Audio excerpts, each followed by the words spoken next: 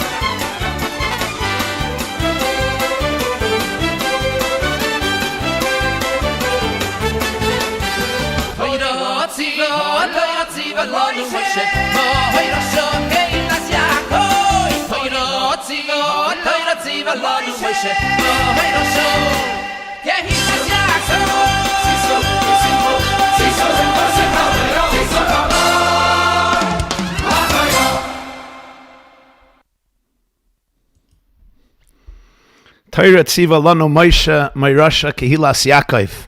I want to welcome all of our dear precious children for our Pre-Shavuos special fun program. We are soon going to get to the questions where all the children can dial in and call in for their live questions. Some already sent in questions. You can continue to send in questions. Here is the number where you can text a question to or WhatsApp a question to 718-977-5279. 718-977-5279. You can ask any question you want. You can also go to theyeshiva.net. THEYESHIVA.net, THEYESHIVA.net, and over there you'll see on the homepage we have this program, and you click on it and you can ask your question over there as well, or 718-977-5279, and the second half of the program we will dedicate Be'ezer Hashem to take all of your questions. So this program, like all of our children's program this year, is dedicated generously by the very, very special family from California, the Teichman family, the Teichman family. Le'elu Nishmas, in loving memory of the father and the patriarch of the family, Reb Chaim Shloime Zalman ben Shmuel. Reb Chaim Shloime Zalman ben Shmuel, known in the world as Sal Teichman or Sal Teichman, whose Yartzeit is on Erev Rosh Chodesh Elul, the 29th of Av, passed away 7 years ago in the year Tovshin Ayin Ches 2018.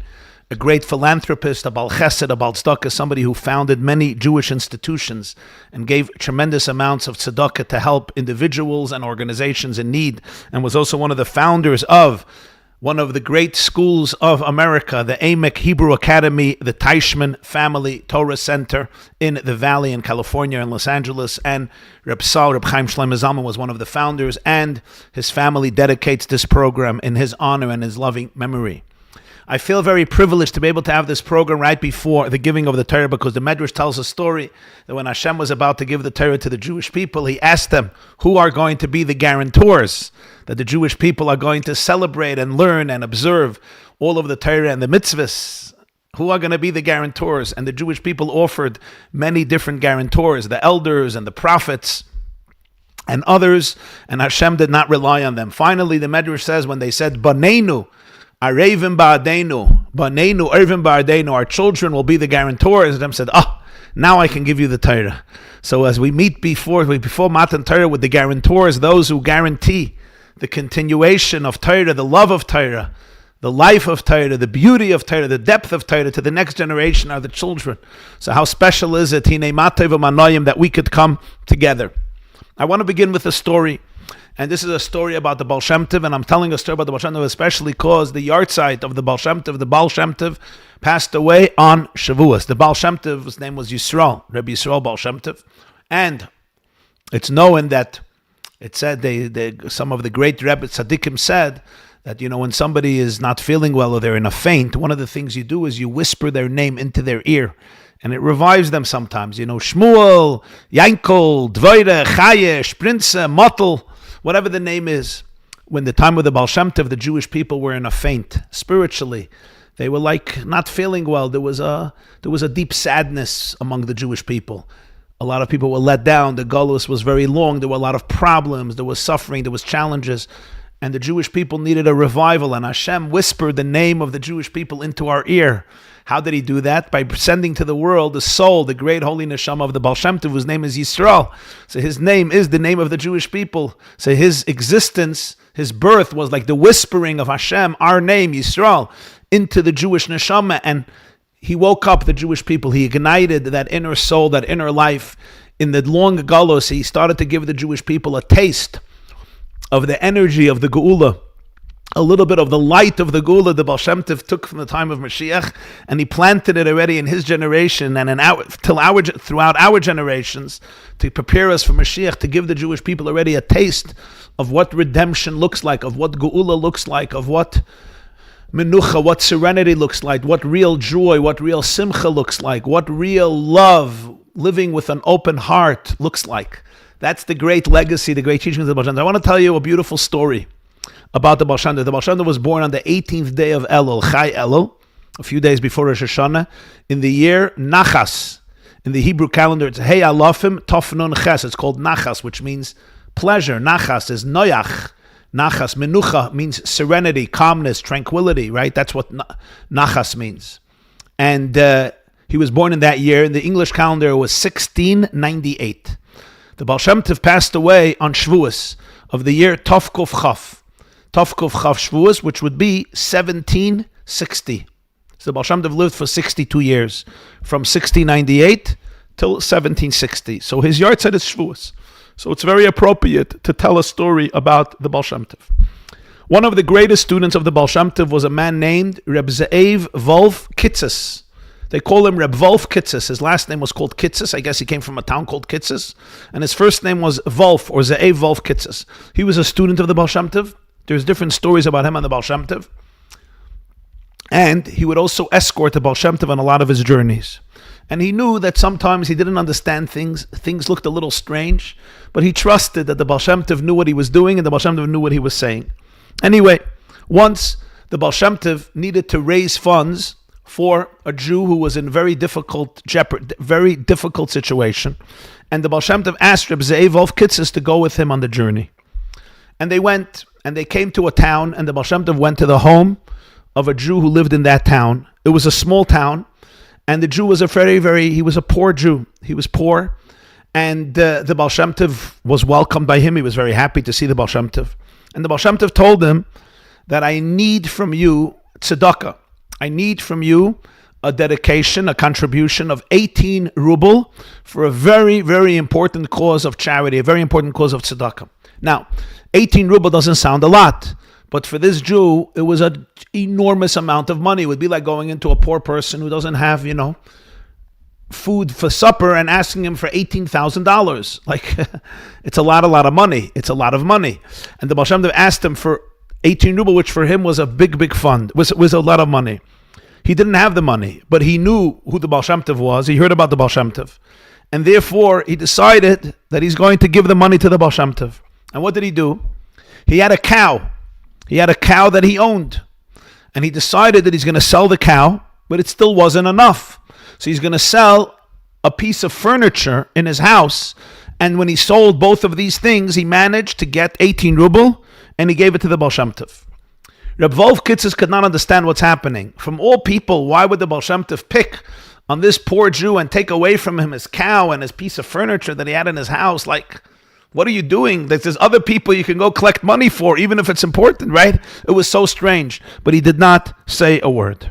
Okay.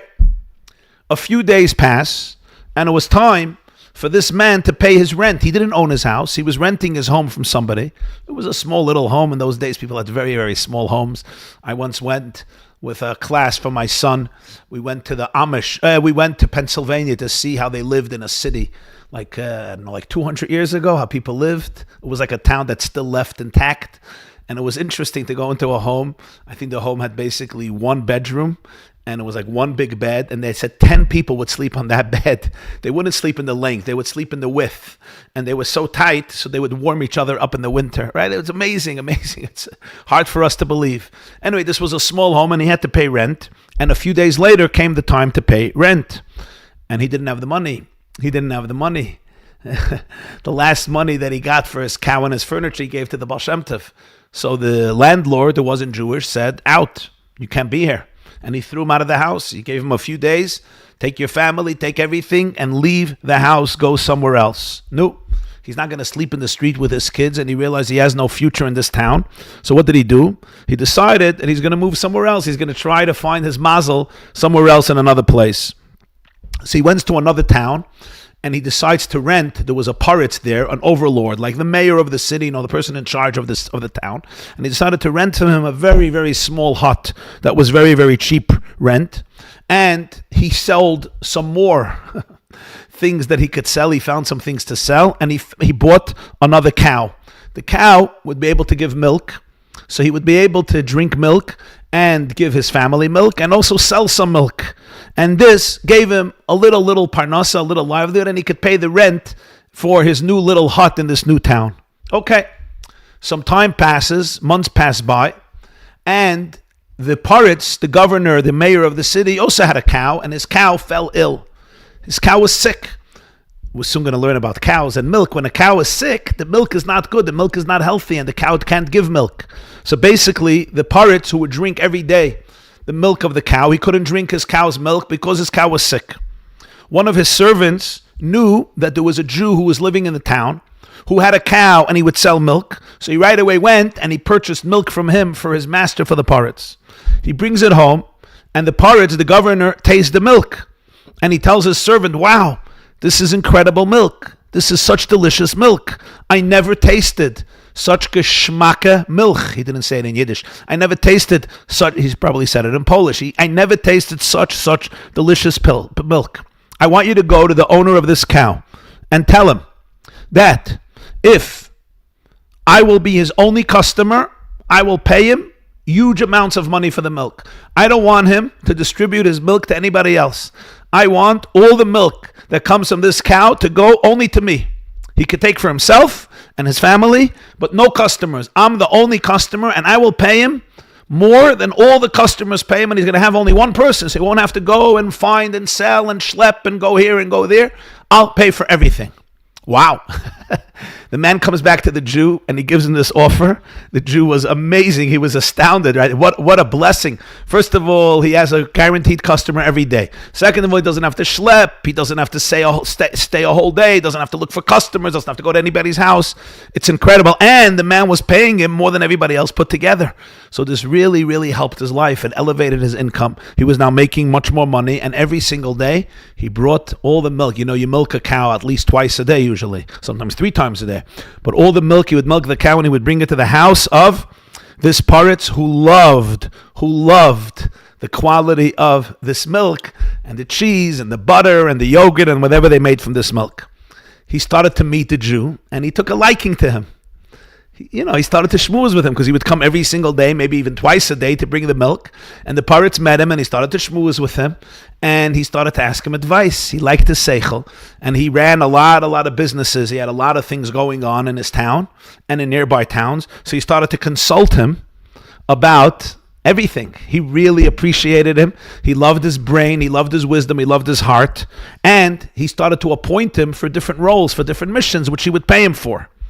At some point, they became such close friends. The paritz relied on him with closed eyes. Basically, he just trusted him with everything. He just trusted him.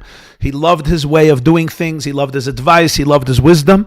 And their bond grew stronger every single day. This Paritz never had children. He was married, but he never had children. So he was always thinking who he's going to leave over all of his property to, all of his estate. Who is he going to bequeath it to? Because he doesn't have children. And what happened was, he loved his Jew so much, he decided that he wants him to be the Yerush. He's going to be the heir. The heir is the one who's going to inherit all of his property after he dies, including the town, including all the lands and the estates that he had in the town that he rented out, like this Jew's hut, and all the other estates, all the other properties and territory that he owned and he rented out. He's going to give it all to this person. Now, since he knew that he already had everything in good hands and somebody would run it, he decided he's going to take vacation. And he left the town, he left the country, decided he wants to go for a while and relax and enjoy life, while he gave this Jew temporary ownership to be able to govern and handle all of the issues, besides the fact that after he would die, he would get everything.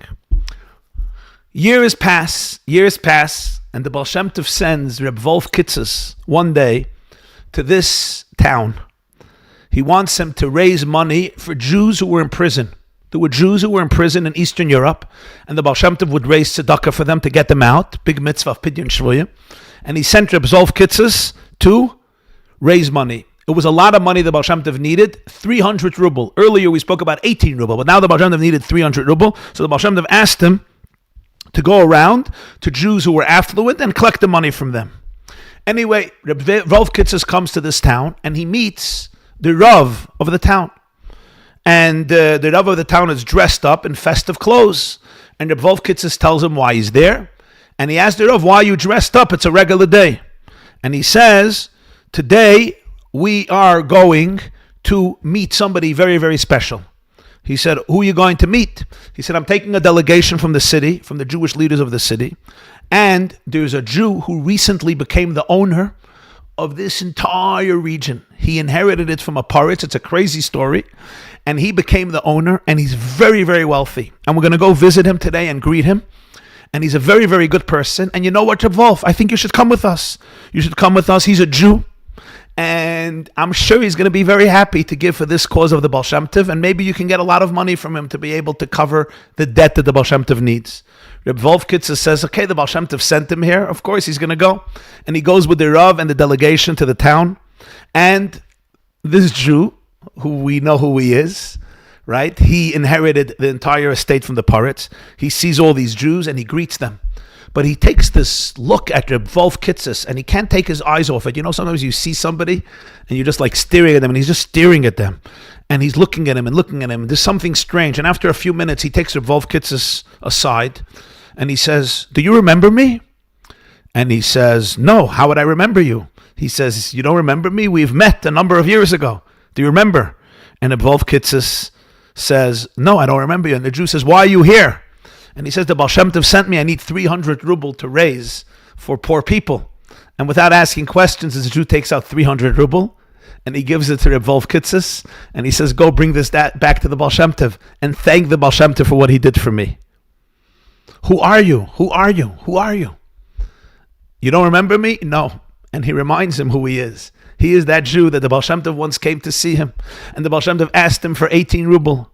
And as a result of that, he sold his cow and he sold his furniture and he couldn't pay the rent. And he was thrown out into the street and he went to this new town and he got this new house and he started to milk the cow and the Paritz liked the milk and he became friends with him and he got this whole estate. He says, I'm that man. Reb Wolf Kitzes comes back with the money to the Baal Shem Tov. And he shares the whole story with the Baal Shem Tov. And the Baal Shem Tov turns to Reb Wolf Kitzes and says, and now you understand what happened. Now you understand what happened. I want to explain to you something. You were wondering, why did I ask this poor Jew for his last money? Why would I do this to him? And a few days later, he was thrown out. Like, why would I do this to somebody? The guy has a couple of ruble, leave it by him. I have to explain to you something. I realized and I saw that this is not the place where he's going to shine. This is not the place where he's going to be successful. This place is actually keeping him trapped. It's keeping him small. I realized that he has to leave in other place, he's going to have much more mazel. He's going to be able to be much more successful. This is simply not the place where his neshama has to be. But I knew that he's not going to leave on his own because he's a poor person. He didn't have a lot of options. He didn't have relatives and friends and people who can, set him up in other places. And I knew he's not going to leave on his own. So I was wondering, what can I do to help him? So I decided I'm going to take this money from him, and he's not going to be able to pay rent, and he's going to be thrown out of this place. He's going to go to a new place. New opportunities will open up for him. And that's why I did what I did. And now you know the rest of the story. Wow. When I read the story, I thought to myself, sometimes in life we're in a situation, it looks like it's so difficult, like things were stable, things were looking good, like everything could have gone this way, I have my place, I have my friends, I have things that are working, and then sometimes things stop working for us. Things really stop working for us. They're like not working. Like this is not working, like this breaks down, that breaks down, that breaks down, that breaks down. And we often wonder, why is this happening? And we sometimes don't know. Maybe we'll never know. But very often, when things start breaking down and we need to look for new opportunities, for new situations, for new realities, that is sometimes the greatest blessing. I know in my own life, right? Sometimes I thought things are working very, very well and I'm going to have success in this area. And then things started not to work. Like failure after failure, like things were breaking down and I was upsetting and I tried to fix it and it was just not working, like in this story. And sometimes Hashem literally forces you out of your situation and puts you in a whole new situation. And it challenges you. It's hard.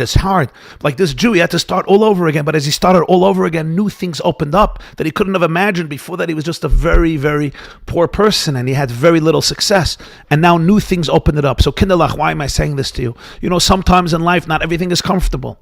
We always want things to be comfortable and be easy. But sometimes I'm pushed a little bit. Sometimes you're in a new situation. It's a difficult situation. But when we challenge ourselves and we open ourselves up to it and you know that Hashem loves you and every single moment of life is planned exactly the way it is to bring us to the places we need to be, to fulfill the mission for which our neshama came into this world, then even if it's a difficult and challenging moment, and it is, and you have to be able to acknowledge that it's difficult and it's challenging, and sometimes we need to cry, and we need good friends and parents to be able to speak to, or people that we trust we could speak to, but also know deep down that every time we're being pushed, it's literally challenging us to become a much, much better person and ultimately to find our happiness. It's like if you have a personal trainer and you're lifting weights, right? How do you build muscles when you lift weights? So when you lift weights, it hurts, right? If it's a heavy weight, it hurts. It actually tears the tissue of the muscle. And when it tears it, the muscle regrows new tissue. But this time, it regrows much bigger tissue because it wants to be able to prepare for this weight. So when you're lifting all these heavy weights, right, it's tearing your muscle tissue. Like, what are you doing? You're like destroying yourself, but really it's getting ready to rebuild new tissue that's going to be much more powerful so that your muscles are much stronger and you're much more of a powerful person. Let's now go to, let's do one more story. I'm going to tell you one more story about the Baal Shem Tov, and then we're going to go to our science section. Great. Okay. Let's do one more story about the Baal Shem Tov in honor of Shavuos. Okay. The second story has a lot of details to it. I'm going to do a brief version of the story. It happened many, many years ago. The Baal Shem Tov told a story to his students. They once asked him, Rebbe, could you tell us who was your neshama before? Many of our neshamas come down a second time or a third time. The souls were here before in previous bodies, and then after a neshama passes away, sometimes it comes down again in a new body. It's called Gilgul, reincarnation. So they asked the Baal Shem Tov, who were you before? Before in your previous Gilgul, who was your neshama? And the Baal Shem Tov told a story, and the story is as follows. He said, in the city of Tzfas, maybe some of you were in Tzfas or you'll be in Tzfas. Tzfas is in Eretz Yisrael up north. It's a beautiful, beautiful city. And that's the city where great tzaddikim and Mikabalim lived, like the Beis Yosef, who wrote the Shulchan Aruch, Rabbi Yosef Karo, the Arizal, the Alshich, Rabbi Moshe Cordovero, Ramak, many other great tzaddikim who lived in Tzfas. Anyway, there was a Jew who lived in Tzfas. And he was a very simple Jew. He wasn't a big Talmid Chacham or a big scholar, a big tzaddik. He was a simple Jew. He was a Yirei Shamayim. He was a God-fearing Jew. And he wasn't blessed with like a very big mind or exceptional talents. He served Hashem with a sincere heart and a humble spirit, with a pashtus, with a sincerity, with a simplicity. The Baal Shem Tov says late one night, there was a knock on his door. And he opens the door and he sees an elderly man with a long white beard, and he has a countenance as radiant as the heavens. This man's face is shining so beautifully, like a most beautiful star at night. Something special about his face. And he tells this simple Jew living in Tzfas, a God-fearing Jew, he says, you know who I am? He says, no. He says, I am Eliyahu Hanavi. I am Elijah the prophet. And you know why I'm here? I've come to open your mind and heart and teach you the deepest secrets of Torah and the deepest secrets of creation. Wow, what an offer. It's called an offer you can't refuse. But he says, I want to make a deal with you. And Eliyahu Hanavi tells this Jew, on the day of your bar mitzvah, I know that you did an unbelievable, amazing mitzvah. The mitzvah was so powerful that the impact of that mitzvah reverberated through all of the universes, which means the mitzvah had such a hashpah, it had such an impact that it had a major impact on the entire world, on all of the worlds, this world, the next world, the spiritual worlds, all of the worlds. Not only that, all the malachim, all the angels, and all the neshamas, all the souls were wondering, what did this person do that flooded the heavens with such light, with such joy, with such an amazing flow of bracha, of blessing and radiance, something that they haven't seen in many generations. Hashem himself was celebrating your mitzvah, but your mitzvah was too powerful for us to see. We did not know what it is. We were wondering, what is it that you did on the day of your bar mitzvah? Eliyahu Hanavi says, please tell me what you did on the day of your bar mitzvah, and as a reward, I will reveal you the greatest secrets of the Torah and the greatest secrets of creation, usually things that only great neshamas know. That's my deal. The man looked at Eliyahu Hanavi and he said, what I did on the day of my bar mitzvah, I did only for Hashem, for nobody else. I did not do it for the knowledge of any creature, no human being, no angel, not even you, Eliyahu Hanavi. This is none of your business. This I did only for Hashem. Eliyahu Hanavi was shocked. He pleaded with him. He said, I will give you even greater spiritual gifts. He promised him so many amazing things if he would tell him what he did on the day of his bar mitzvah. But the person said, no, I did it only for me and Hashem to know. This is for nobody in the world to ever find out. And Eliyahu Hanavi left his house empty-handed. And the Baal Shem Tov looked at his students and he said, in my previous life, I was that person. I was that person. That's the story. And I want to explain to you this story for a minute, the way I understand it. What's the connection to the Baal Shem Tov? One of the biggest things that the Baal Shem Tov taught was that the deepest, most richest part of your life is inside your heart, the part that nobody knows and nobody has to know. You are amazing as you are. Your soul, every one of you, every one of your children, every one of you children, your soul and your body is a gift. It's beautiful. It's full of light. It's full of love. It's full of the most beautiful, godly energy in the world. Like the Tanya says, every one of our souls is a chelik eloka mimal mamish. It's like a piece of Hashem, mamish, a piece of Hashem. It's not just you're connected to Hashem. It's not just that Hashem created you, that too. But your neshama is like mamish, like a piece. It's like a continuum of Hashem himself, and it's inside of you. And your body also. Tanya says, when it says that Hashem chose us from all the nations of the world, uvanu v'chartem mikol am v'loshen, which happened on Matan Torah, what did he choose? Choose not only our neshamas, also our bodies. Because the neshama is initially something completely higher and different. You don't have to choose it. The guf, the body, is like everybody else's body. So over there you have to choose. You can only choose two things that are similar, and you choose one from the other. Like if there's 2 bottles of water, I could choose one bottle from another bottle. But if I want to drink water and not drink and not eat an orange, I don't have to choose water from an orange. If you want water, you want water. If you want an orange, you want an orange. The neshama of the Jewish people is so different, you don't have to choose it. It's the guf that's similar to every other guf, every other body. That's what Hashem chose. So in your essence, you are as beautiful and holy as is. And when you go into that space, you could do something, you don't need anybody to know it. You don't need anybody in the world to find out. There was somebody who once said a funny statement. He said, the greatest feeling in the world is to do something anonymously and then have somebody find out about it.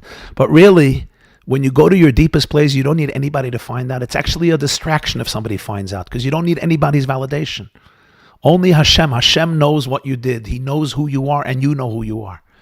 Ultimately, people will find out whatever Hashem wants they should find out. But this was what the Baal Shem Tov taught, that when we live, the greatest place we could live from is inside. When you do things and you know that you're living with your neshama, you're living with your truth, you're living with your authenticity. You're never here to please anybody. You're never here to get compliments. Of course, it's nice to get compliments from people, but really, the biggest compliment you could get is from yourself, from your own neshama, knowing that you're doing the right thing. This is what the Baal Shem Tov always taught. And he said this was the person who he is. Okay, so now, my dearest Kinderlach, let's go over to the next stage of the program. I want to say a special kapitel Tehillim with you, 2 kapitels of Tehillim for our brothers in Eretz Yisrael. Our brothers in Eretz Yisrael who are still in a big war, all of the hostages, 58 hostages in Gaza, all of the soldiers, all of the families of the soldiers, all of the wounded, all of the families of the wounded, the families of those who died, who were killed al-Kiddush Hashem, all the families of the hostages, and all of our brothers and sisters in Eretz Yisrael and the whole world. Let's say 2 kapitels Tehillim for our brothers and sisters in Eretz Yisrael and our brothers and sisters in the whole world, and for our families and ourselves. And since today is Beis Sivan, you know what happened Beis Sivan? It's Yom HaMeyuchas. The Gemara says that on the second day of Sivan, Hashem gave a message to the Jewish people, and he told them, "Va'atem tiyuli mamleches kayanim v'goy kadosh." You're going to be for me a kingdom of princes and a holy nation. This is in the Kriyas HaTorah of Shavuos. It's in Parashas Yisro.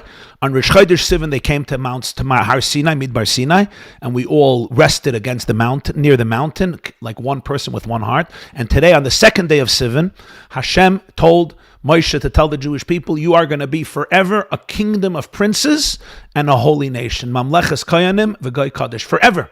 You're going to be a holy nation. I once saw a letter that somebody wrote to the Lubavitcher Rebbe from Israel, and he wrote that I'm a Chiloni. Chiloni means I'm secular. I'm a secular Jew. So the Rebbe wrote back that the word Chiloni comes from the word choil. Like Hamavdil ben Kodesh lechoil, there's holy and there's unholy. There's choil, mundane, it's not holy. And he said, since Hashem told the Jewish people that every single Jew, va'atem tiyuli mamleches kayanim v'goy kadosh, every Jew is going to be a kingdom of princes and a holy nation, there's no such a thing as a real Jew who's a chiloni, who's mundane, because every single Jew is sacred and beautiful and godly and divine and holy.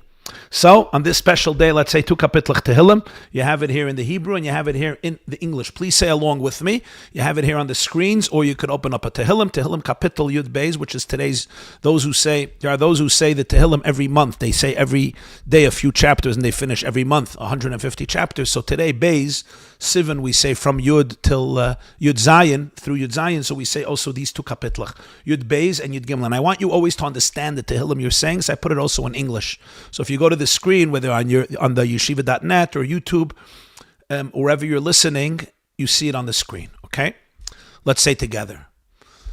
Lam natsayach al hashminis mizmor leDavid hoshia Adonai ki gamar chasid ki fasu emunim ibnei adam shav yedabru ish Yisraelu sfas chalokos belev alev yedaberu yachreis Adonai kol sifsei chalokos La shayn medaberes gdolos asher amru lil shaynenu nagbiris faseinu itanu miyaden lanu mishoyd ani me enkasav yoinim ata akum yoim aradinoi o shiz biyeshaf yafiach loy imrois adinoi amaris tahiros Kesef tzaruf ba'ali la'aretz mezukok shivasayim At adinoi tishmireim titzrenu min ador zuli olam Saviv rishayim yisalachun Kirum zulus livnei adam. I want to read with you the English so we understand what we said. Lam Natsayach is for the choir master, for the one conducting the symphony, because these poems were sung also with music.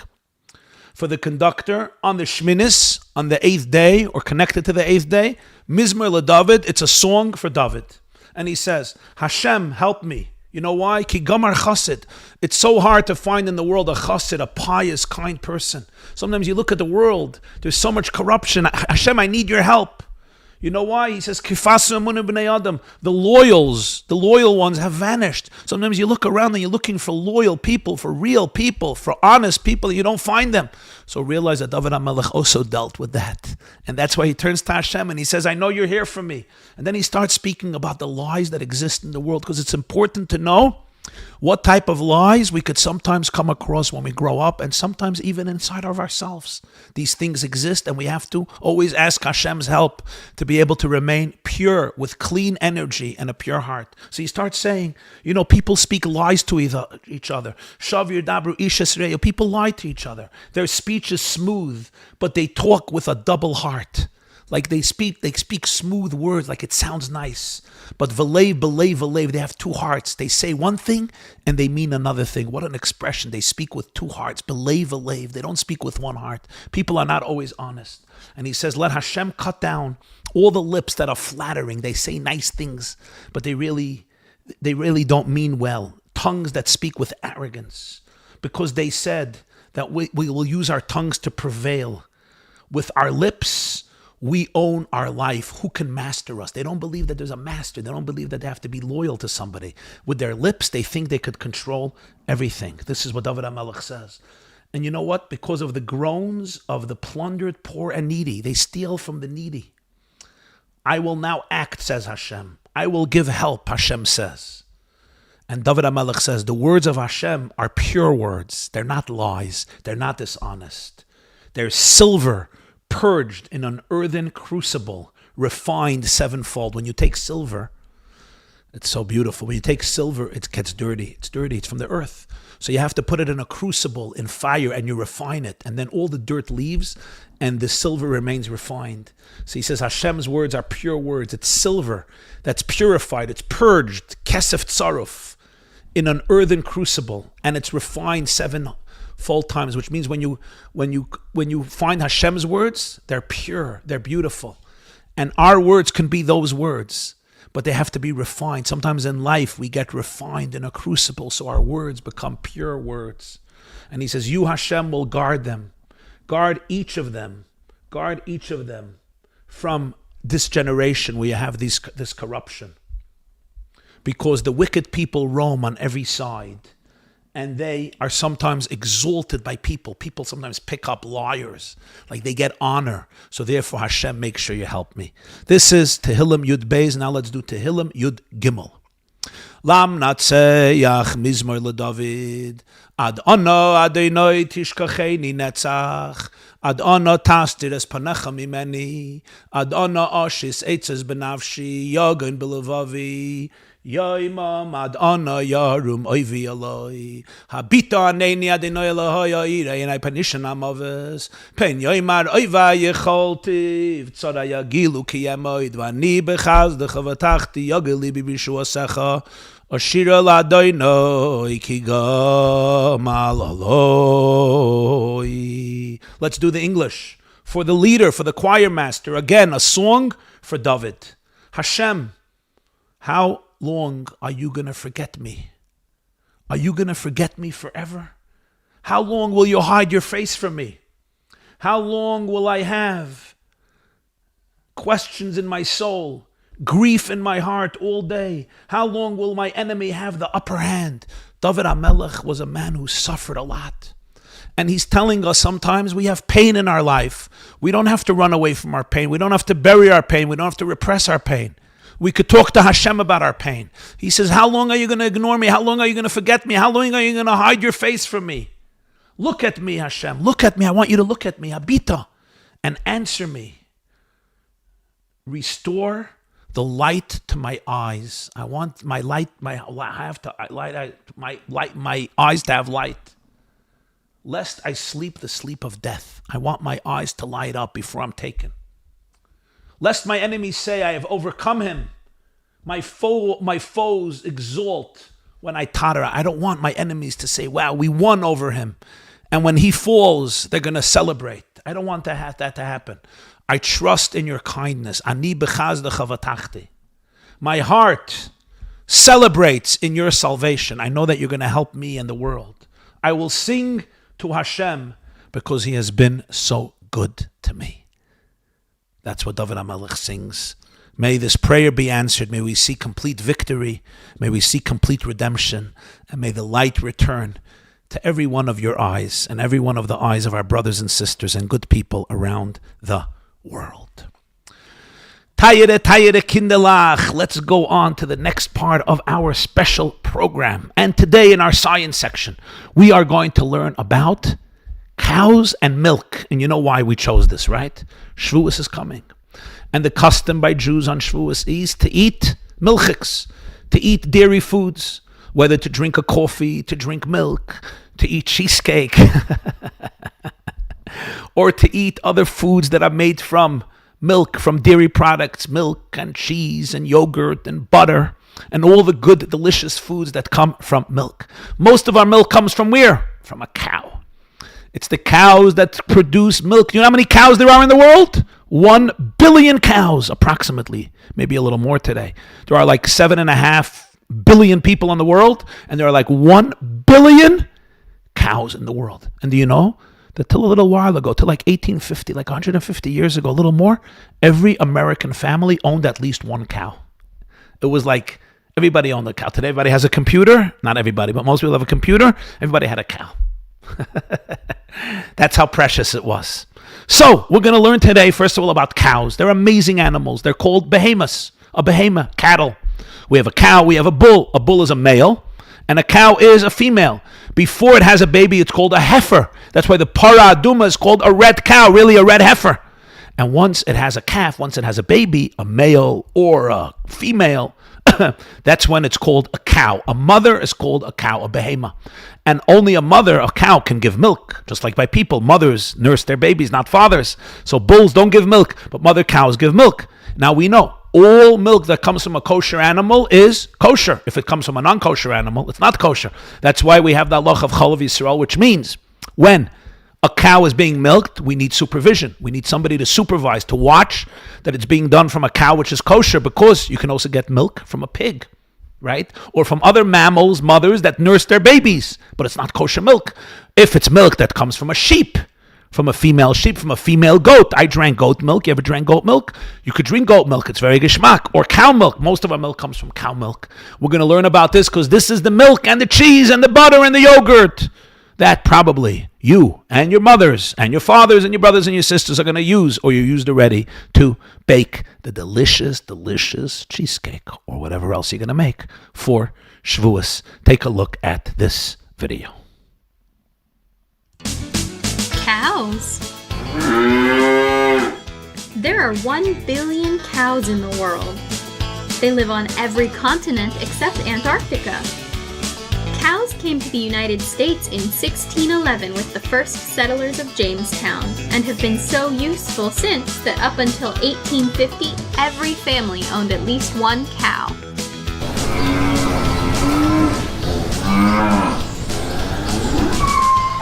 Cows are very social, and just like humans, they like to spend time with their friends. They even like some cows more than others, just like when we humans have best friends. Cows say moo as a way to communicate.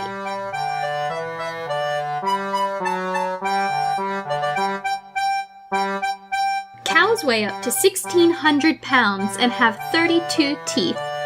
They live up to 25 years. Cows are herbivores, meaning they eat only plants. They eat 50 pounds of food per day and drink 35 gallons of water per day. Their stomachs have 4 compartments to help them digest all that food.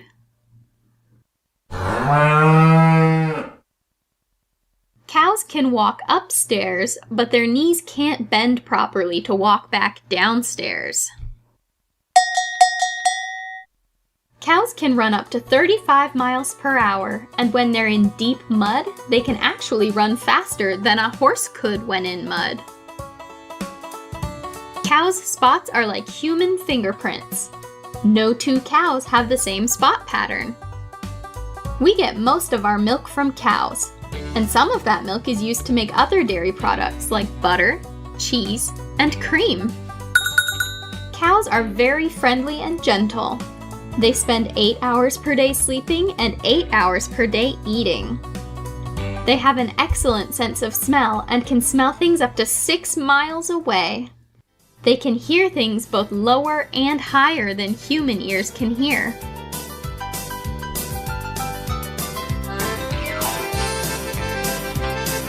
Cows are awesome. What's your favorite thing about cows?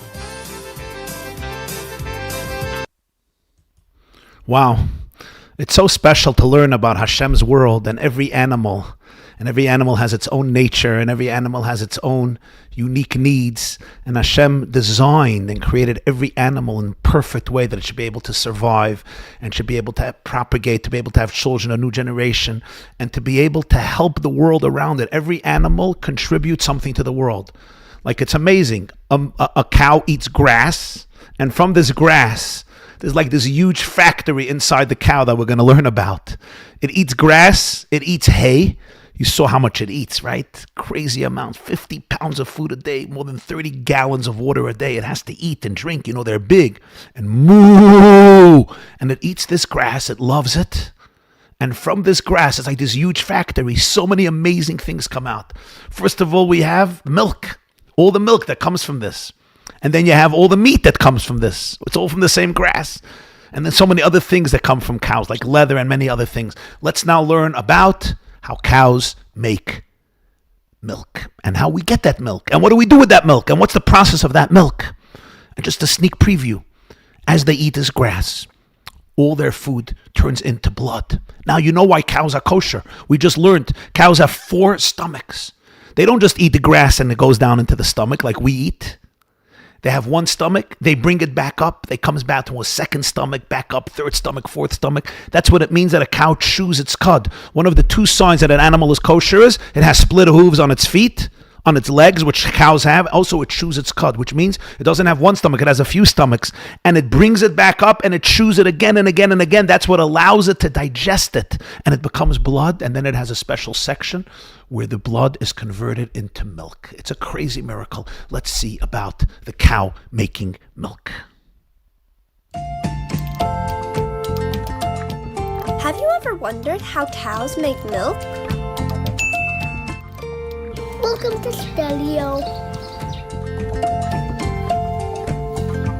Cows eat lots of grass and hay, which have special nutrients that help them make milk. These nutrients are like magic ingredients for making yummy milk. Imagine their tummies are like super milk factories. Cows have a special part inside them called an udder, where milk is made. The udder is like a big milk bag. It's filled with tiny milk-making cells.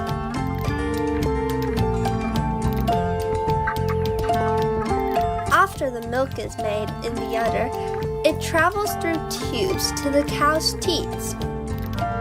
Teats are like special little spouts. Farmers gently milk the cows to collect the milk.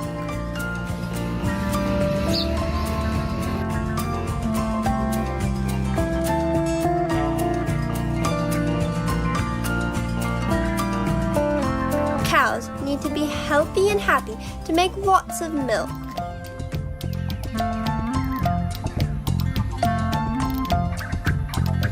Farmers give them plenty of fresh water, food, and a clean place to live. Just like we need good care, so do our milk-making friends.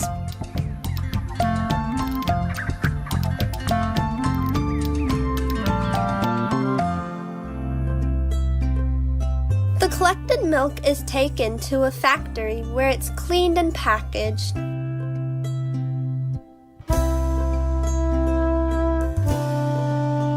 You can find milk in different forms like whole milk, skim milk, and even chocolate milk.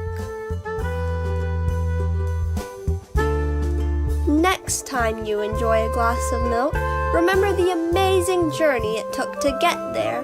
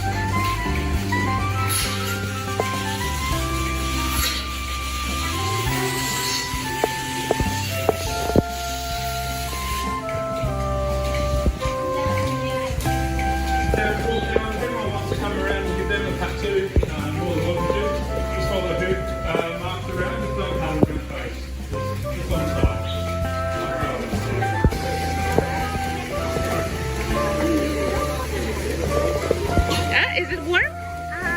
Yeah? Wow, look at this.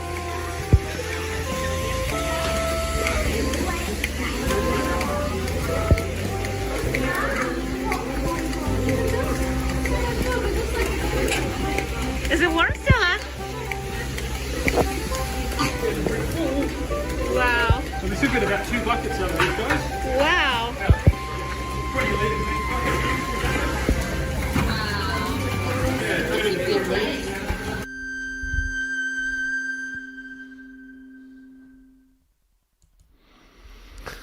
Fascinating. Wow. So here's the big question. And right after this, we're going to go over to the questions of the children. And if you want to text in your question, 718-977-5279, 718-977-5279. That's 718-977-5279. You can also put in your questions on theyeshiva.net. Ask your question. Go to the homepage, theyeshiva.net, and you can ask your question. We already have a lot of questions. So let's just talk about what we saw now. So you see how Hashem created this situation. The cow eats grass, and from this becomes blood, and then it has this special udder, literally like a factory, and it makes it into milk, and we milk it twice a day, sometimes 3 times a day. And by the way, cows love being milked. I've milked cows in the past. I enjoy doing it. You squeeze them. Over here you see it today. They have a lot of machines, but in the olden days, and that's how I did it also, you squeeze, and it's a place called the udder. The udder, in Hebrew, it's called the kchal. Kaf, ches, lama, the kchal. That's the udder where the milk is. And from there, we take out the milk. And that's how we have so much milk. So much milk. Now, of course, the reason they make this milk is for their own calves, for their own babies. But they have a lot of extra milk. A lot of extra milk. And this is an incredible thing that Hashem made for mothers, humans and animals, that after they have a baby, their body creates milk. And this is what the baby lives on. The baby doesn't need anything else. You know, when we get older, we can't just eat food. We also have to drink water. You can't just drink water. You also have to eat food. But when a baby is born, for the first period of its life, it just has milk, and that's enough. It doesn't need any other food. It doesn't need any other drinks. It just has milk. And milk has the perfect nutrients. It has the perfect ingredients to be able to help a baby grow. And this is true for the whole animal world, all of them, or many of them, most of them, mammals. The mothers produce milk, and this is what we eat on Shavuos. But why? Why do we do this on Shavuos? So let's go through a few of the reasons, some of the interesting reasons. Some of you may know, and some of you may not know. And then we're going to get to the questions of the children, okay? Let's first do the very big, the famous reason of the Mishnah Brura, the Chafetz Chaim. The Mishnah Brura writes The Chafetz Chaim wrote the Mishnah Berurah and the laws of Shavuos, Eirach Chaim Siman Tov Tzadik Dalet, section 494. He quotes a Gadol Echad. He quotes a great Gadol. They say that it was the Ur Sameach, Reb Meir Simcha HaKohen of Dvinsk, the Meshech Chachma. I don't know, he doesn't say a name, but that's what I heard once. And he gives a reason why is the custom by Jews to eat milchiks on Shavuos. And he says as follows.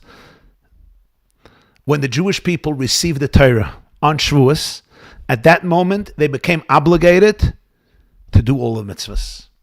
One of the mitzvahs, of course, is that you have to eat meat in a certain way. You can't just eat meat, right? We have to have a kosher cow. We have to shecht it. You have to have the right knife. You have to shecht it the right way. If you shecht it the wrong way, it's not good. If somebody shoots the animal or somebody stabs the animal or somebody shechts it the wrong way in the wrong place, it's not good. Okay, that's not enough.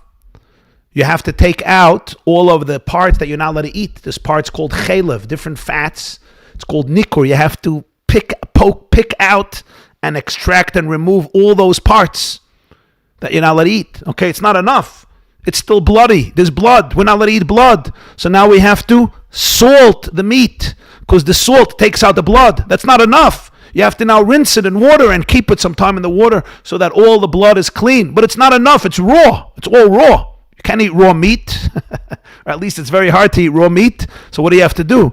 Now you have to prepare it, right? You have to cook it. Either you cook it in a pot, or you grill it on a barbecue, you saute it, whatever it is, but you have to cook it. Comes the Mishnah Berurah and says, the Jewish people received the whole Torah.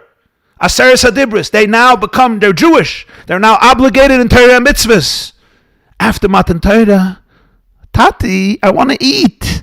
Mommy, I want to eat. I'm hungry. Oh, let's go have a big, beautiful lunch in honor of Matan Torah. 1 second, but here's a problem. The meat that they had from yesterday is not kosher meat because they didn't have all the laws of kashrus. They weren't obligated in all the laws of kashrus. So the meat is not kosher meat that they had yesterday because the meat may have been eaten yesterday, but they weren't obligated, so it wasn't kosher meat.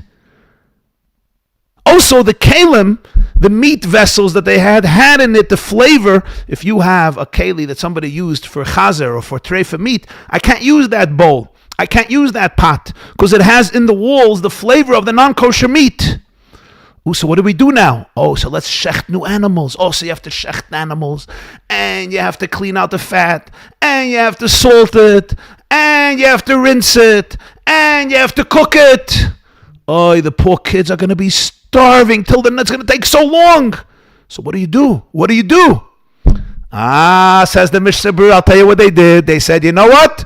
We're going to have a pizza party. We're going to eat milchiks. Milchiks is simple. You don't have to shecht anything. You milk a cow. Or you have milk even from yesterday. You have milk from yesterday, right? You could eat milk. It's fine. You could drink milk. You can eat dairy things. It's perfectly fine. It's not treif because milk is fine. And therefore, they ate milchiks in the first Shavuos. Others add one more thing. The Gemara says that Shavuos happened on Shabbos. The day that Torah was given was on Shabbos.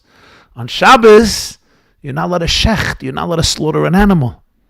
And you're not allowed to cook. So they couldn't even do it. It's not only that it took time. They couldn't. It was Shabbos. How you're allowed to. But the milk, they can eat from yesterday. That's the reason of the Mishnah Berurah why they ate dairy on the first Shavuos of history. And that's why we still do it every single year. Now I'm going to give you another answer. Okay? This answer comes from the Ramah, Rabbeinu Moshe Isserlish, who wrote a commentary on the Shulchan Aruch, and he says maybe one reason for it is because in the time of the Beis HaMikdash, they brought a special carbon on Shavuos. It was called Shtei HaLechem, 2 loaves of bread. 2 loaves of bread they would bring. They had 2 sheep. The Kohen would lift up the 2 sheep with the 2 loaves of bread, and this was known as Shtei HaLechem. In commemoration for that, the Ramah says we eat 2 meals. We eat a milchika meal with bread, and then we eat a fleishika meal with bread, because you don't eat the same bread for 2 meals, because you don't want them to mix. So that's a memory to have 2 meals, like the 2 loaves of bread, and each one you eat its own bread. So you have the lechem for the milchik and the lechem for the fleishiks. Another reason, the word for milk is chalav. Ches, lamed, vez. Every letter has a number. What's the numerical value of chalav? Ches is 8, lamed is 30, bez is 2. That's 40. 30 plus 8 is 38 plus 2 is 40. So chalav is the gematria of 40. What does 40 remind us? Yes, 40 reminds us of the 40 days that Moshe Rabbeinu went up to Mount Sinai, and he stayed on Har Sinai for 40 days, and that's when he learned the whole Torah, and he came down with the luchas to teach it to the Jewish people. Then he broke the luchas, and then he went up for another 40 days, and then he went up for another 40 days. So that's the number 40. What else? From Moshe Rabbeinu till Rav Ashi were 40 generations. The Rambam writes that the first 40 generations of the Jewish people, that's the generations in which the whole Torah was given. Moshe Rabbeinu gave us the Chumash, and then in every generation they passed on the Torah Shabbal Peh, and it was all written down in the Gemara by Ravina and Reb Ashi 40 generations after Moshe. So it's 40 generations for the transmission of Torah from Moshe to Reb Ashi. What else? The first Mishnah of Torah Shabbal Peh, Maseches Brachas, how does it begin? Me'emasai, with a mem. How does the last Mishnah end? Hashem Yevarech es Amai Bashalom, with a mem. Everything is 40, 40, 40. So on Shavuos, we eat milk, chalav, which is the gematria of 40. And now I'm going to give you another reason. It's one of my favorite reasons. Okay, it's a great reason. Moshe Rabbeinu was born. When was Moshe born? The Gemara says he was born on the 7th day of Adar. What happened when he was born? His mother hid him for 3 months, right? She hid him for 3 months, but then she couldn't hide him anymore, and he was in danger of being taken by the Egyptians and thrown in, chas v'shalom, into the Nile River and drowned. So what did she do? She took a little basket and she put baby Moshe into the basket and she put him by the Nile River, right among the reeds of the Nile River. And then Batya, the daughter of Pari, came to bathe, and she saw this little basket, and she stretched out her arm and she took the basket and she opened it up and she saw a baby crying, and she knew he was a Jewish baby. And what happened? She took him home and she raised him as her son and she named him Moshe. But what happened before that? A little girl came over to her. Who was this girl? Miriam. Miriam was standing nearby and watching what's going to happen with her baby brother. And she came over to Batya, the daughter of Pari, and she said, should I go get you a Jewish woman who could nurse the baby, what they call a wet nurse, a mommy who could nurse the baby? Should I go get you? Because the baby is crying, the baby wants to eat. He was 3 months old. And Pari's daughter says, yeah. And what does Miriam do? She runs, and who does she get? Her mommy, Moshe's mommy, Yocheved. And the daughter of Pari gives the baby to his own mother to nurse him, and she even pays her for it. She pays Moshe's mother to take care of the baby, and then when he grows up, she adopts him and he lives in the palace of Pari. What a crazy, crazy story. Pari was trying to destroy the Jewish people and destroy the Redeemer of the Jewish people, and here his own daughter goes and saves the Jewish baby who's going to liberate the Jewish people and crush down Pari. And who raises him? The daughter of Pari. And who's nursing him? His own mother, that comes around through his little sister Miriam. Now the Chazal say, Rashi brings, that really she tried having Moshe get nursed by other women. But Moshe would not nurse from any Egyptian woman because his mouth is going to speak to Hashem. So his mouth had to have the purest of milk. Purest of milk. So that's when Miriam came in and said, should I get you a Jewish girl, a Jewish woman? And she said, yeah. And that's when Moshe was given his mother's milk. And which day was this? If he was born the 7th of Adar, and she hid him for 3 months, and after 3 months she put him into the basket. So this was 3 months later. So let's go. Zayin Nisan, a month after Zayin Adar is the Nisan, and then Iyar, and then 3 months is Vav Sivan, Shavuos. Shavuos is 3 months after Moshe Rabbeinu's birth, and that's the day when this great miracle happened, that Miriam got Yocheved to give Moshe Rabbeinu her milk. And that's what saved Moshe Rabbeinu.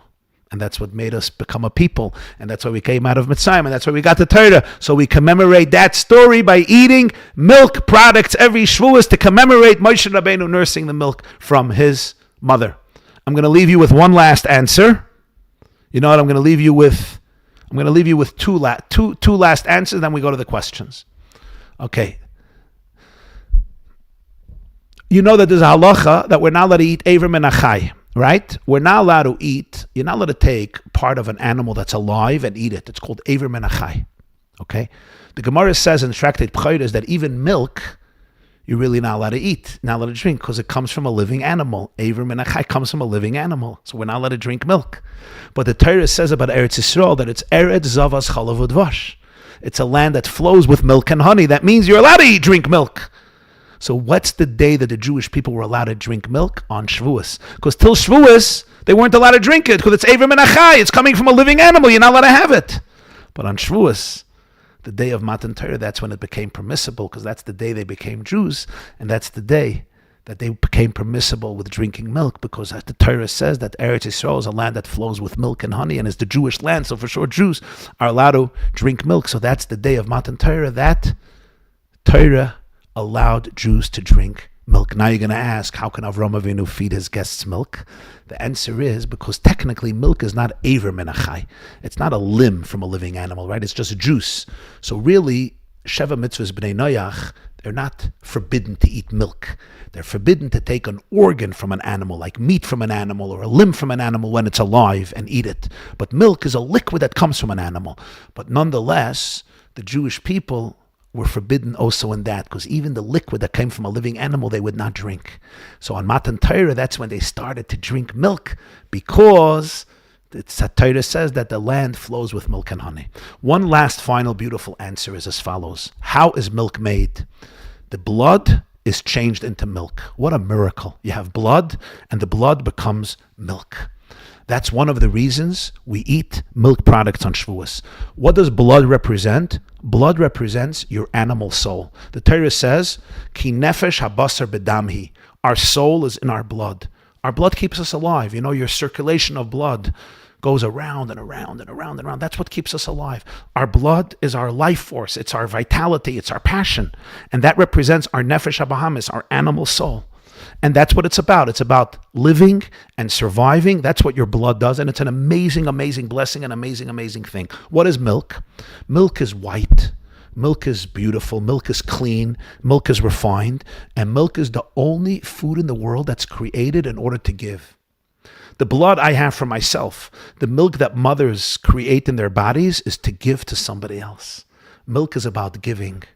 Not only that, milk is the only physical product in the world. The more you give, the more you get. When a cow makes milk and gives it to her calf, she makes more milk. When a mother nurses her babies, there's more milk. If I stop giving, I stop getting. Everything in the world, the more I give, the less I have. With milk, the more and more I give, the more and more and more I have. The purpose of Torah and mitzvahs is to take our blood and to transform it into milk. This means we all have an animal consciousness. And animal consciousness is focused only on my survival. I want to survive. And that's why I sometimes get angry. And that's why I sometimes get jealous. And that's why I sometimes get anxious. And that's why I get sometimes overwhelmed. Because I want to survive. It's my blood. But Torah teaches us how could we refine our blood and remember that Hashem always loves you. You're safe. You could be regulated. And it teaches us how to live in a refined way, in a pure way, to take our blood and turn it into milk. That's why Avraham Avinu, the first meal in the Torah, he gives them milk. And that's why Shavuos, through Torah and mitzvahs, we take our blood and we help it become milk, which means we take our animal soul and we beautify it, we clean it up. That our blood, instead of being focused only on our survival and becoming tough and often becoming negative, it could remain pure and beautiful and like milk, loving and giving. Okay, so now you have all these reasons why we eat milchiks on Shavuos. Let me just summarize it. You remember the reason for the Mishnah Brura? Because on that day they ate milchiks. They couldn't eat fleishiks either because there was so much work or because it was Shabbos. What was the second reason we gave for eating milchiks? The second reason was the Ramah, because the 2 loaves of bread. The third reason was because chalav is the gematria of 40. The fourth reason was because Moshe Rabbeinu had his milk on Shavuos 3 months after his birth. The fifth reason was because that's the day they were allowed to start eating milk, because till then it was Eiver Min HaChai. And finally, the last reason we gave was because the whole purpose of Torah is to take our blood and refine it and turn it into beautiful, white, loving milk. Milk is the symbol of love. So, as you eat your cheesecake on this Shavuos, or you eat your cheese on this Shavuos, I hope you enjoy it very much. But as you eat it, have that little kavana that we all have the power to take our blood and turn it into milk, to take our animal soul, our animal consciousness, our nefesh habahamis, which can sometimes be very, very selfish, and sometimes be very, very angry, and sometimes be very, very arrogant, and sometimes be very, very tough, and realize that what we really want is we want to be connected to ourself and to Hashem, and that we are safe, and we could be like milk. We can give and love with an open heart and live with an open heart. And that's the best way of protecting ourselves as well. So we calm down our animal soul with the divine soul, with the godly soul, the blood with the white milk. Question time. Let's go to the questions. I'm going to open up the document with all the questions whoever wants to ask questions. Please call in or text or WhatsApp 718-977-5279. 718-977-5279. Or you can ask your question on theyeshiva.net, THEYeshiva.net. And over there, you'll go to the homepage, you'll click the kids program, and you can see Ask a Question. And by the way, we have also on top of the website, kids section, where we have all the programs that we did with the children already for a few years. We started with Corona, and then we began again last year, dedicated in honor of Sal Teichman by his family. So you could see all the previous programs as well. Okay, let's begin with the first question. We know that we always have free choice. We also know that Hashem knows everything we're going to do. If Hashem knows everything we're going to do, how can we decide what to do? Whatever we decide to do, He already decided, and therefore, we don't have free choice. This is a question that comes from Aaron Dubov. Beautiful, beautiful question, Aaron. This question has been asked by some of the great giants of Jewish history, like the Rambam himself and the Ravid and other great people. And I'm going to give you one answer that's given by the Medrash Shmuel. I know it could be a complicated issue, so I'm going to try to do it brief because I want to get to the other questions as well. I'm going to give you one answer, okay? But there's a lot more to discuss because it is a very deep question. And one basic answer for this is, sometimes I may know what somebody is going to do tomorrow. You know why? Let's say somebody has a father or a mother or a teacher or a therapist who knows them very, very, very well. And I know what you're going to choose tomorrow. So the fact that I know what you're going to choose tomorrow doesn't force you to do it, because I just know what you're going to do tomorrow because I know you, and I know how you think, and I know how you live, and I know how you choose things. The fact that Hashem knows what we're going to do tomorrow is because Hashem knows what we're going to choose. Because He knows what we're going to choose, it doesn't force us to do that. He just knows what we're going to do because He knows it as though we did it already. Just like if I know what you did yesterday, it doesn't force you. You know why? Because I know about it after you did it. So it doesn't force you to do it that way because I know about it afterwards, not before.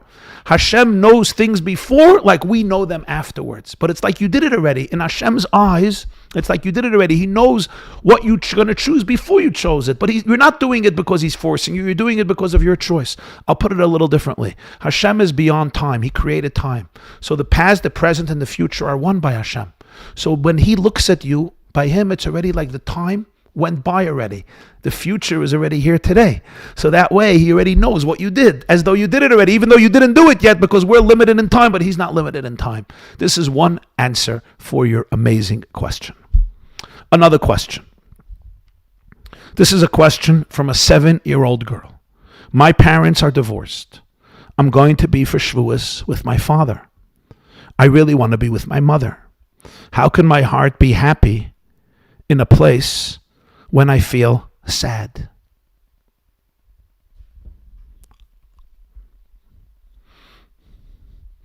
Well, I'm sorry. This is a sad question. It's going to make me cry a little bit.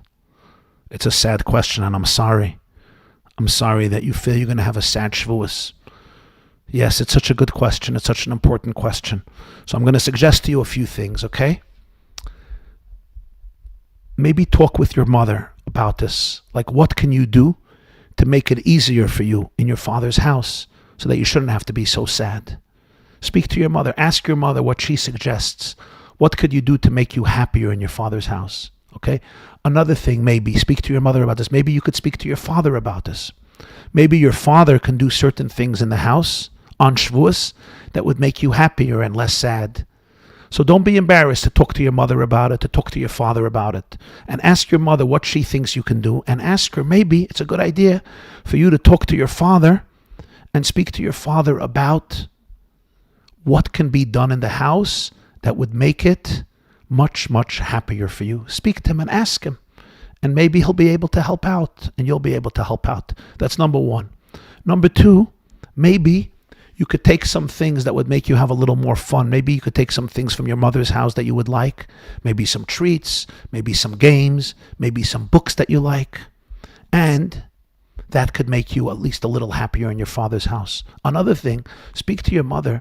Maybe there's someone who lives around your father's house that you could play with on Shavuos, and you can have a little fun. Maybe you can have a play date. Maybe there's a friend there. Maybe there's a classmate. And that could maybe also make your stay with your father much, much happier. Finally, I want to tell you, my dear precious girl, and that is, I want you to know that you are the most precious thing that you have in the world, you yourself, like I said earlier. So sometimes when we're sad, it's an opportunity to make ourselves happy from inside. So I want you to do this. When you become sad in your father's house, maybe take a little break, go to your room or go to your bed, lie down, okay? Close your eyes and breathe and imagine the beautiful, beautiful soul that you have, and imagine the beautiful body that you have, and breathe into it, and imagine the color pink all around you, and that Hashem is hugging you, and then you hug yourself and call yourself by your name. Let's say your name is Chana, right? And say, Chana, I love you, and Chana, I'm here for you, and Chana, you're such a beautiful, beautiful, beautiful girl. Talk to yourself. Give yourself love.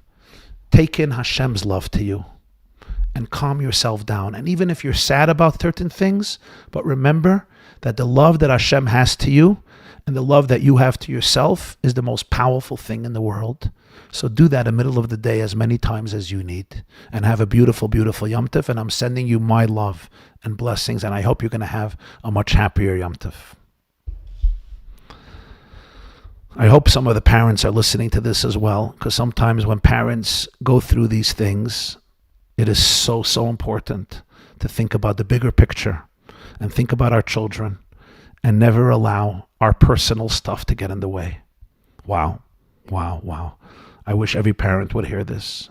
You realize even if there's issues and struggles, that's fine. Deal with that. But never, ever allow your children to be used as missiles in any one of the conflicts. Everything should always be done in a way that the children can have the best life possible. And for this, we compromise. Even if we have issues with our wives and our husbands, we compromise. I don't know this story, but I'm just mentioning generally. It's so important for all of us. And I know there's sometimes a lot of issues, but men have to grow up, and women sometimes have to grow up. We have to grow up. We have to see the big picture and not use our children as missiles in our conflicts. Why did Hashem really ask the other nations if they want the Torah, or is it just a cute story? And what's the point of it? Such a good question. Such a beautiful question. So I'm going to give you one of the answers that the Lubavitcher Rebbe once gave at a Shavuos Farbrengen. Of course, Hashem asked the other nations this question. Now, what does it exactly mean? What does it mean Hashem asked them? It means that Hashem went to the other nations. Doesn't mean he went to the malach of the other nations. Every nation has a malach. Every nation has a sar. Did he go to certain people in the other nations? Every nation has a spirit and energy. Did he speak to the neshama of that nation? I don't know exactly, but he went to the nations. What's the reason for this? One of the reasons is because this was a preparation that ultimately one day the whole world is going to absorb the Torah. You know, when I ask somebody to do something, even if they say no, there's already a connection. Right? So by Hashem asking the other nations if they want the Torah, there was already a connection made. Even if I say, I don't want to be your friend, I don't want to eat this food, there's already a connection. Because the very fact that I have to say no means it's in my life and I have to say no, right? If I don't know about something, I don't even say no. The very fact that you say no means that it's already something you're thinking about. A seed was planted.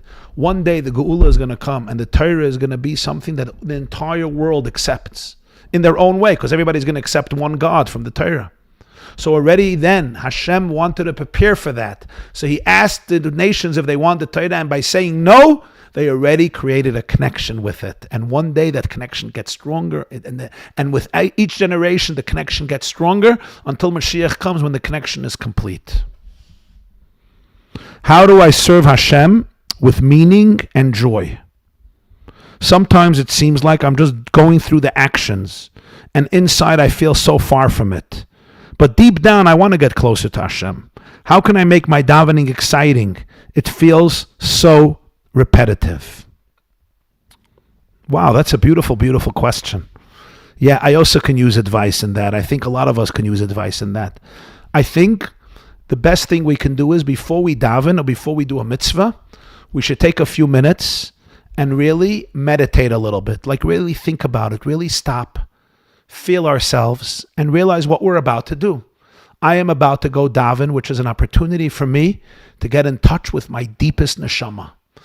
I'm going to do a mitzvah, which is an opportunity for me to connect with Hashem himself. Hashem himself has put himself into every mitzvah and into his Torah and into the davening.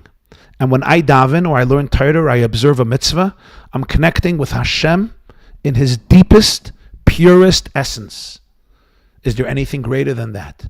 I am feeding the deepest part of my neshama. So I shouldn't just jump into it. I should take a few minutes, meditate on it, think about it, breathe about it, and then go into it. And this helps with the joy. And you know what? Sometimes we don't feel it fully, and it's also fine. Don't worry. It's going to come back. Sometimes the heart closes, and then it opens up a few hours later. Don't worry about it.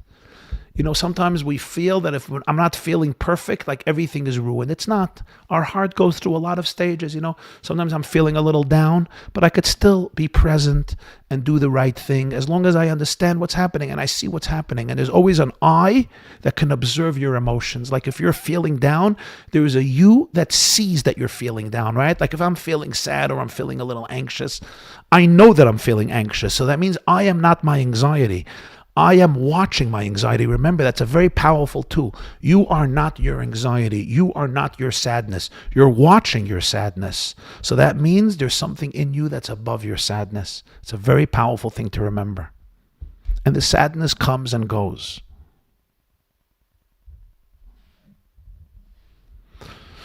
I'm in school. I'm learning Parshas Lech Lecha. Why did Sarai make Hagar work more when she made fun of her? It says in Sfarim that I think Sarai wanted to refine Hagar. Sometimes when people work hard, they get a little more edel, they get a little more refined. You know, sometimes I know when I'm working very, very hard, my body is in a better space and my soul is in a better space. Generally, when people work very hard, they become a little more refined. So I think Sarai wanted to do that to Hagar. I think the Degel Machne Ephraim writes that. Question. Why did Hashem create evil in the world? Why did Hashem allow us to be in pain? Why does Hashem want us to daven that he take away the suffering when he gave us the suffering? What's the purpose of all this negativity in the world? Wow, what a good question. It's so interesting. I speak all over the place. Baruch Hashem, I get a lot of questions, but the children always have the best questions. Okay, it's an amazing question. So, you know, we don't have the full answer for everything that's happening in this world, especially all the bad things and all the painful things and all the suffering that happens in the world. There's no human being who has the full answer for that because the human brain is limited and the human brain was created by Hashem and therefore we don't have all the answers. But some things we do know because the Torah teaches us things and Hashem teaches us things. So some things we do know. And that is that all the negativity that we experience in the world, all the bad that Hashem creates in the world, ultimately, it's here to be able to give us free choice and the ability to transform our bad into good. Now, sometimes it's very, very painful and it's hard to know what's the reason for it. But here's the fact. When we have pain in our life, it's not here to destroy us and to crush us. It's here to help us become the people that we're supposed to become. Do you remember in a previous children's program, I think the last one or maybe 2 programs ago, we spoke about how pearls are formed in the ocean and the sea. You remember? There's an oyster and the oyster gets pain and an ulcer and therefore she has to secrete a special liquid, a special growth that protects her. And that's how a pearl is formed. The most beautiful, beautiful pearls in the world. Some of the most expensive pearls in the world are formed from the oyster's pain, from the oyster's ulcer. It teaches us something.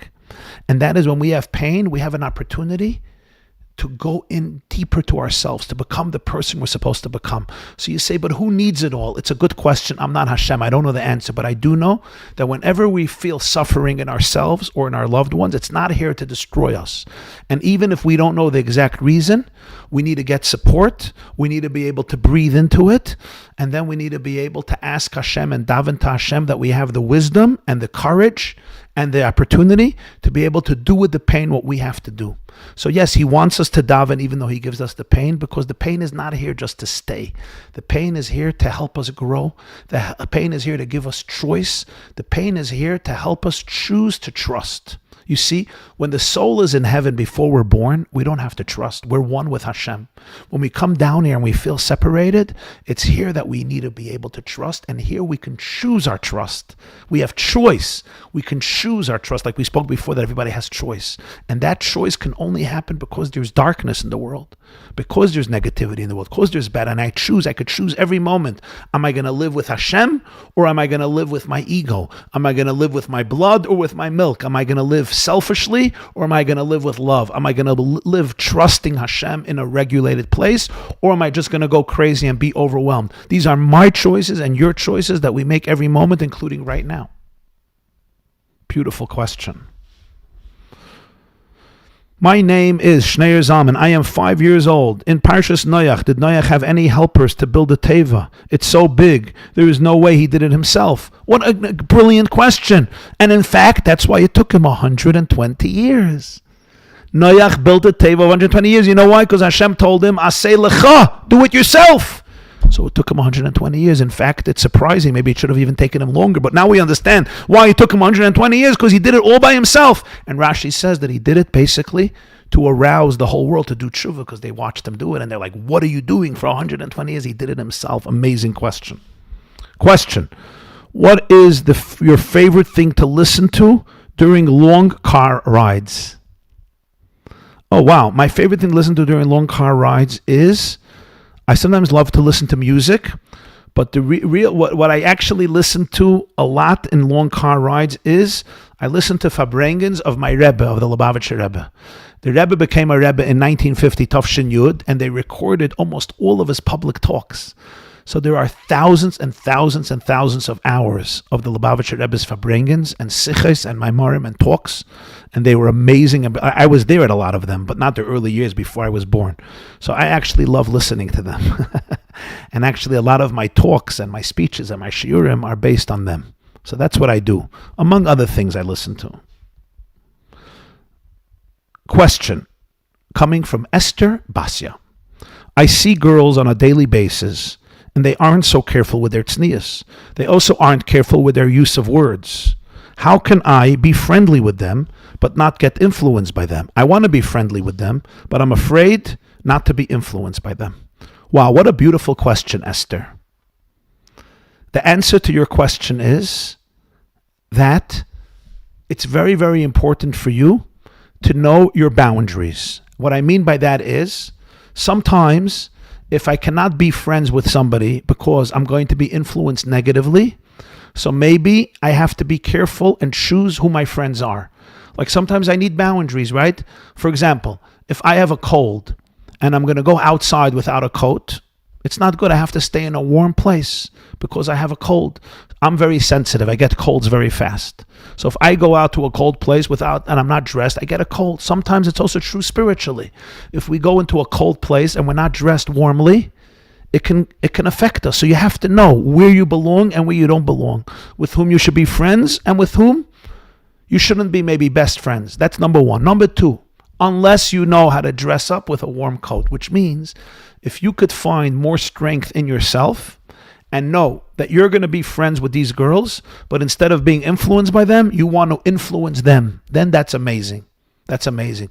So you have to ask yourself, and maybe speak to your mother about this, or speak to your father about this, or speak to your older sister about this, or speak to people that you really trust in your life. Do you have the strength to be able to influence them and not to be influenced by them? Because if you do, that would be an incredible, incredible thing, to be able to be their friends and hang out with them and play with them and still not have them influence how you speak and how you dress. On the contrary, you should be able to influence them. For that, you need to be able to find your own inner strength. Next question. This question comes from Eli Melech. My Rebbe told us about the famous question of the Magen Avraham. Why we say on Shavuos, Zman Matan Torasenu, the time of the giving of our Torah. It seems like the Torah was given on the 7th day of Sivan and not on the 6th day of Sivan. So how can we say it's the time of the giving of our Torah? Do you know of a good, meaningful answer that I will be able to understand? Wow, it's a beautiful question of the Magen Avraham. One simple answer is that we don't say Yom Matan Torasenu. We say Zman Matan Torasenu. Right? We don't say it's the day of the giving of the Torah. We say it's the time of the giving of the Torah. Because this was the time when we were getting ready for the giving of the Torah. This was the time the Jewish people were preparing for the giving of the Torah. So even if it's not the day of the giving of the Torah, it's still the time of the giving of the Torah. That's one answer. Another answer that I saw is that there's two things. There's the giving of the Torah and there's the receiving of the Torah. There's Matan Torah and there's Kabbalah Torah.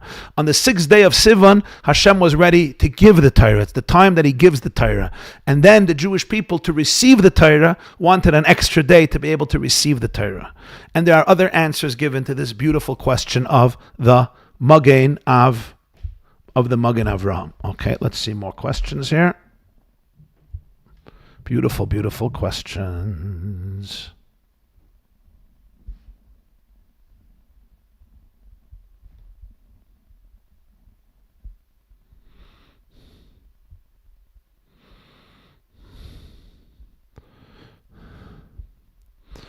Is it an important thing for children to come hear the Aseres HaDibros, the 10 Commandments? Is it an important thing? Wow, I am so happy.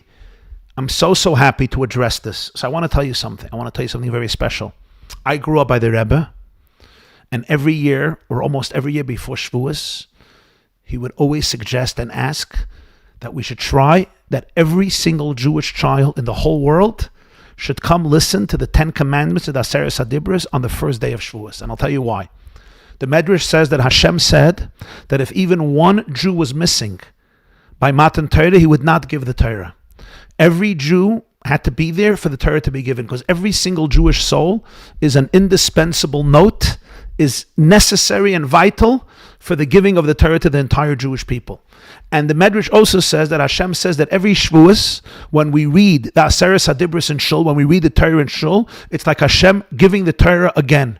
And therefore, it is such a special thing to have every Jew there. Every man, every woman, every child. The Rebbe would even ask that they should bring infants, even babies that were newborn, if it's not a danger, of course, to be able to bring them to Shul, just to listen to the Aseres HaDibros, to be there, just like by the first Matan Torah they were there. In fact, I had some nephews, and in fact, I had a baby, a boy that was born Rosh Chodesh Sivan 20 years ago, Mazel Tov, Gershon Ber. He was born right after my father passed away, and we named him after my father. And 5 days later was Shavuos, and we took him to Shul to hear the Aseres HaDibros. So this is a very special thing. I want to ask all of the children who are listening, and anybody who's listening, to try to come yourself and bring your family and influence your friends, that every Jewish child from anywhere over the world should come the first day of Shavuos to Shul for the Aseres HaDibros, which is during the middle of the reading of the Torah, the 10 Commandments, and that is an amazing thing as we re-experience once again Matan Torah. And Hashem will give us, the Jewish people, His greatest gift in the world, His own essence, His own wisdom, His own soul. Once again, this Shavuos, for us and for all of the Jewish people, to be able to absorb the Torah, to be able to learn the Torah, to be able to teach the Torah, and to be able to fill the entire world with the light of Torah. May Hashem allow us to be able to experience this gift in the most amazing, beautiful way, to be able to fill our lives with love, with joy, with wisdom, with truth, with authenticity. And we should see already before Shavuos a complete victory and a complete redemption. And let us go to the final song, my dear boys. Let us go to the final song. I'm just looking. Okay. And good Yom Tov.